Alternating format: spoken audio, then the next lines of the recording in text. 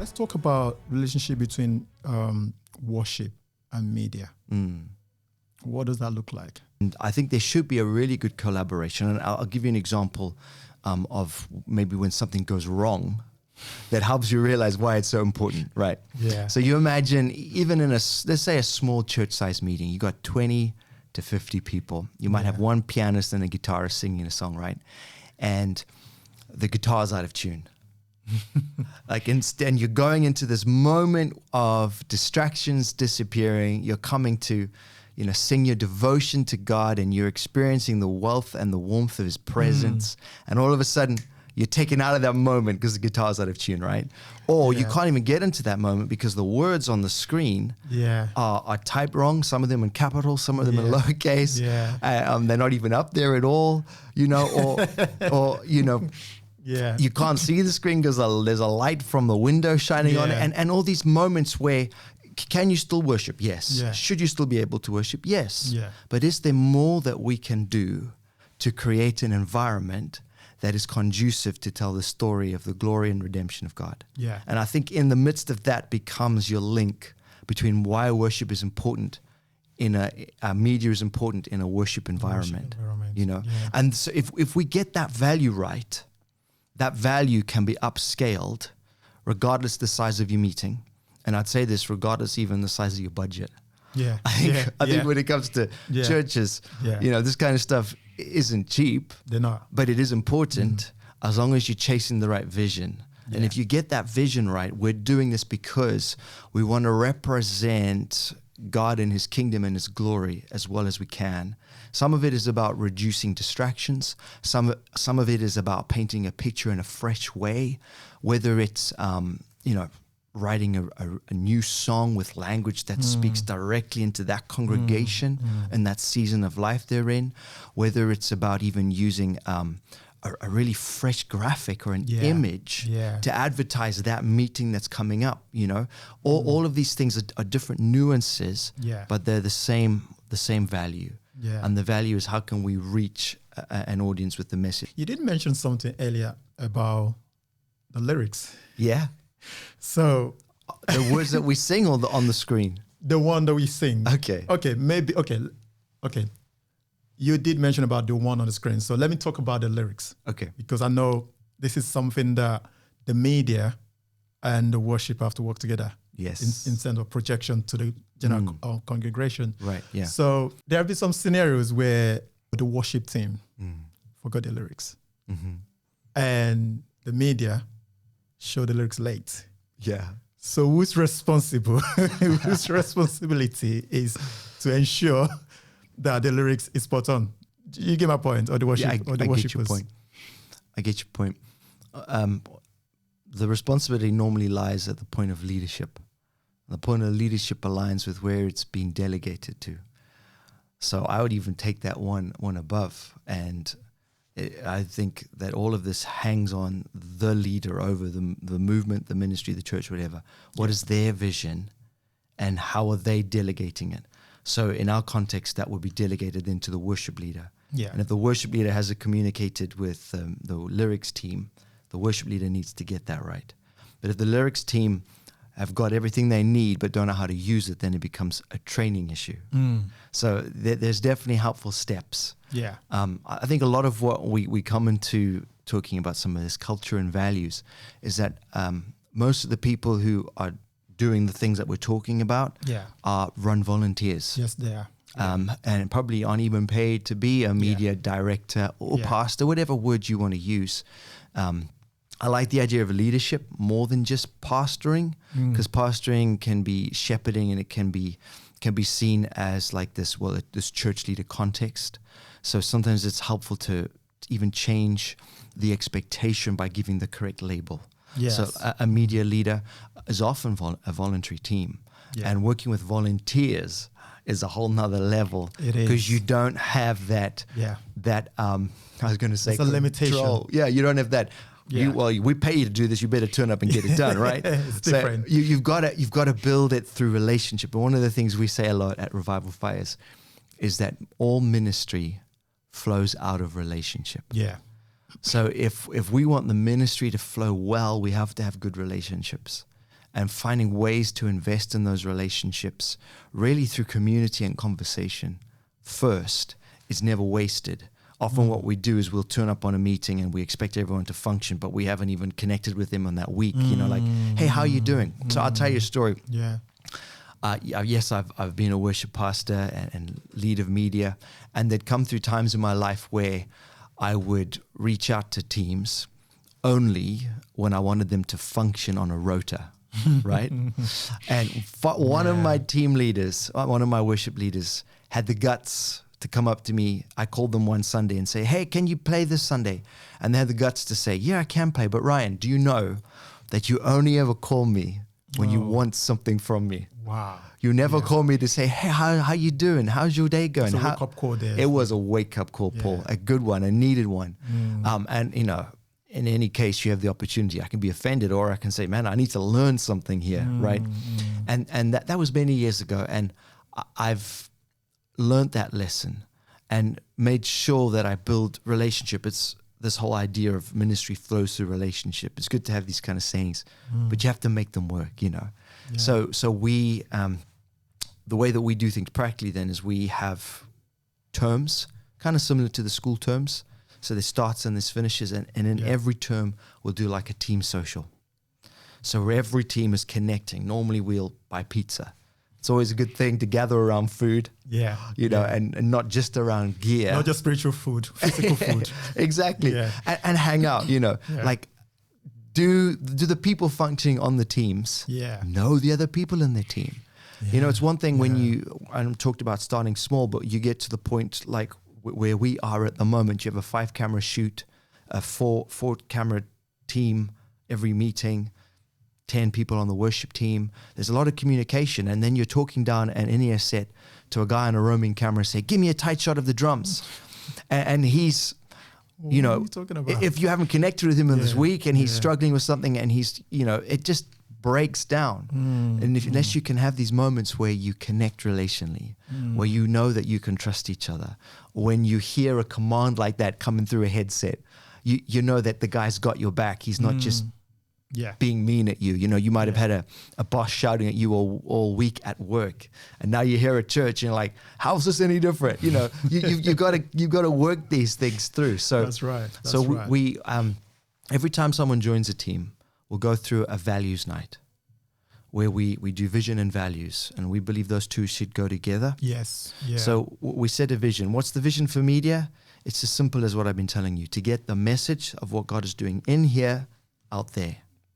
That's quite a big vision, because you mentioned about different generations, and I think there's different types and styles of media that will connect with certain generations, and to even be strategic around the generation you're trying to reach and how you're going to package that message. So that's the vision. Absolutely. And then we'll go through values, and the values are things, as we've been talking about, ministry flows through relationship. You know, I'm as concerned about you as an individual as I am with your abilities to change the words on screen in time with the songs, you know. And then we'll go through training. I find that a lot of the time we have this idea in churches that if we just buy the next big camera, if we just buy the next best sound desk, you know, everything will change. But really, do we know how to use and work with what we've got? You know, I go back to the example. I learned a lot from the outpouring 2008 when we put an old MacBook laptop and turned it around. I learned a lot that you can actually use something to its fullest before you start to upgrade. And just to get the teams to, do they really know how to use the equipment? You know, are we giving them everything that they need to engage with the equipment? Oh, powerful. And I just want to say a big thank you to all the volunteers out there. And this is what this platform is all about, you know, to just appreciate the people that work behind the scenes. And we say thank you. Yeah, we do. We really appreciate we it. do. Yeah. So what is that one thing that you wish worship leaders understood about the media department and vice versa? Sure. I think there's some super practical things that different teams do at different times that makes it really, really difficult. The camera guys normally are very visually aware, and they want to make sure that you position a worship team, for example, in the good lit area, that there isn't cables or music stands blocking the flow, views, you know, and they want to get that right. And sometimes worship leaders, they just don't really think about how things look. They might be thinking more about how it feels or how it sounds, you know, and they'll come on a stage and they'll just dump their bag on the stage and those kind of things. And so to be aware of how each person sees it, and to be aware that both aspects and both opinions are correct and needed. Yeah. It's not one is better than the other. I will come to that in a minute though. And just to try and see the world through someone else's eyes. Yeah. Again, that comes through relationship. I'll say this about volunteer teams. You gave a shout out to them earlier, and you know, absolutely agree with you. We can't do most of the things that we do without volunteers. Yeah. But I will say this, just because someone's gift, I talked at the start of this chat about the gift that God gives us. Just because someone's gift might be more practical, it doesn't make it less spiritual than someone who might be singing or leading spiritually or saying a prayer. If that's the gift that God's given you, a gift of helps, a gift of serving, and you're a volunteer turning up week after week, serving, that is your spiritual act of worship. Yes. That is your devotion to the Lord. Yeah. And I love to see people using that gift as a worship to God. So from a camera's perspective, people, worship leaders and worship team, just being aware of like where they stand, how it comes across. From a camera perspective, I think the camera team is normally just left to make it happen, you know. Yeah. Just make it work, guys. Good luck. Yes, I think for both teams, preparation and communication. Yeah, turning up, you know, giving yourself half an hour, turning up a little bit earlier, balancing stuff, thinking about some of these shots. Yeah. Maybe even running through, I'm going to stand here, then I'm going to stand there. What does it work? What does it look like? Yeah. Right, and then early communication, like you said, Paul, communication, rather than being frustrated at the end of it. Yeah. And then not communicating your frustrations. Yeah. You know, and we've got the similar scenario where people preach and they're just pacing back and forth, you know, and the media guy is like tracking a tennis shot, you know, and at the end of it, I said, hey, how was that? And I'm exhausted, you know, I've been going left, right all day. I'll say a couple of things. One of the beautiful benefits of a live stream is that you can watch yourself back. Yes. And somebody can tell you when you stand there, you're out of shot, you know, until the cows come home, you can hear it. But until you see it yourself from someone else's perspective, you don't really know what that means or what that looks like. Yeah. It's a very humbling thing to watch yourself back, to listen to yourself. Yeah. Is that really what I look like? Is that really what I sound like? But if you can go through that, embrace that, there's so much to learn at the other side of it. So it's one thing to say, hey, this is a boundary. It's another thing to say, come watch this with me. And I find... we've talked a little bit about communication and relationship. Yeah. I think an important part about that is the idea of conflict. Yes. Now, conflict is not a dirty word in the midst of relationships. I think it's actually a sign of a healthy relationship that you have had conflict and that you've gone through it. If you have a relationship that hasn't actually faced any conflict, you're not really going very deep. Yeah. So there's these kind of moments of conflict between two different teams who should be united for the same vision, but have slightly different value systems. Yeah. And there's a conflict that needs to happen. What's helpful in conflict is never to accuse. So it's no good to have a camera team go to a worship leader and say, you did a bad job, or you never listened to me. You know, any of this accusation, I've been there. You know, I've probably done it too. This is how I've learned the hard way. Yeah. Accusation is a partnering with the voice of the enemy.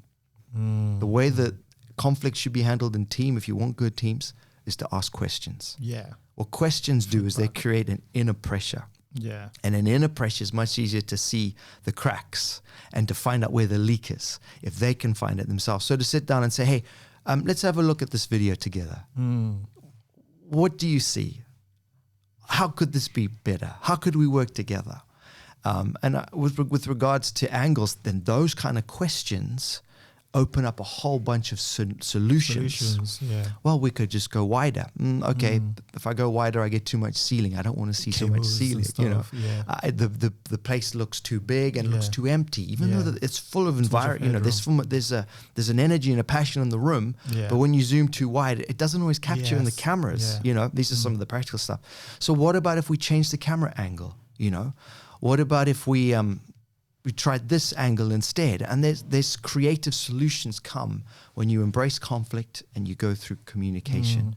I will say this, one of the values that we've had to work on as a team is that we want to spend all the time we can to be prepared. We want to spend all the time we can focusing on excellence. Excellence is a good goal to have.